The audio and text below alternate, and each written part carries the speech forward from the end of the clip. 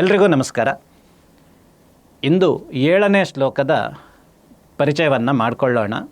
ಶ್ಲೋಕ ಇಂತಿದೆ: ಅಸ್ಮಾಕಂತು ವಿಶಿಷ್ಟಾಯೇ ತಾನ್ನಿಬೋಧ ದ್ವಿಜೋತ್ತಮ ನಾಯಕ ಮಮ ಸೈನ್ಯಸ್ಯ ಸಂಜ್ಞಾರ್ಥಂತಾನ್ ಬ್ರವೀಮಿತೆ.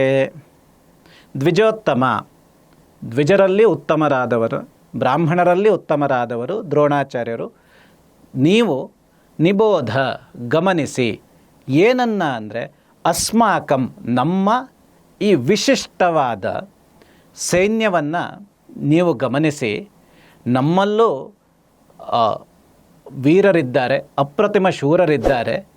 ಇದುವರೆಗೆ ನೀವು ವೈರಿಗಳ ಪರಿಚಯವನ್ನು ಮಾಡಿಕೊಂಡ್ರಿ.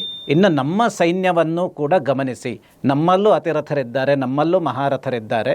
ಅವರು ಯಾರ್ಯಾರು ಅಂತ ಬ್ರವೀಮಿತೆ, ನಾನು ನಿಮಗೆ ಮುಂದೆ ಹೇಳ್ತೀನಿ ಅಂತ ದ್ರೋಣಾಚಾರ್ಯರಿಗೆ ದುರ್ಯೋಧನ ಹೇಳ್ತಾನೆ. ಇದಾಗಿತ್ತು ಈ ಶ್ಲೋಕದ ಪರಿಚಯ. ಎಲ್ರಿಗೂ ನಮಸ್ಕಾರ.